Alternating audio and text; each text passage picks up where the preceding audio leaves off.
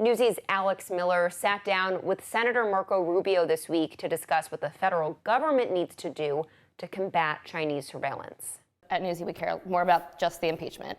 I want to talk to you a little bit about the DoD surveillance. You've been pressing for answers on surveillance of these DoD facilities, but you've also talked about TikTok.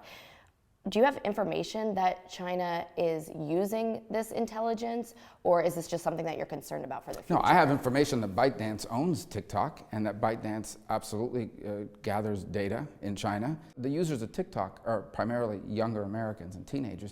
And I'm going to tell you, it's a very catchy platform. The problem is every time you go on it, you're leaving behind data. This is massive amounts of data collection, which is the most valuable commodity in the world, on future American leaders, but also on their families, on their parents.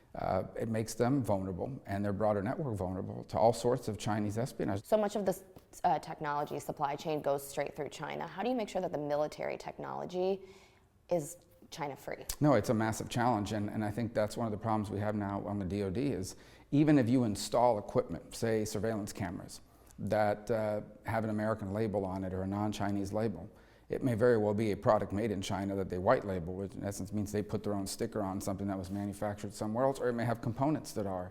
So it's of course a massive concern. And it is the challenge we have right now is that we don't have enough non-Chinese manufacturers making this equipment at prices that are affordable. And so I do think a lot of work needs to go into whether it's a Western consortium or other things that we need to do to create a non-Huawei, non-China capacity to provide, both in 5G and in all these technologies, ways to meet that need in a cost-effective way that's safe from surveillance. Should the Huawei ban and other actions similar be on the table for U.S.-China trade negotiations? No, because they have nothing to do with trade. It's about national security. It's not a trade issue. And there's no amount of agricultural purchases they can make or anything like that that can substitute for our national security moving forward. I mean, one of the things people don't realize what's happening, because it almost sounds like something from a movie, but China is positioning all over the world these smart city programs. They're going to countries and saying, we will install these surveillance cameras that will allow you to take pictures of license plates and facial recognition and track people. What these countries don't realize is all of that data is going to be shipped back to China. And so China will now be able to collect massive amounts of data all over the planet, which is incredibly useful on everything from intelligence matters to technology development to influence campaigns and so all the analytics that go into trying to influence public opinion in this country and around the world.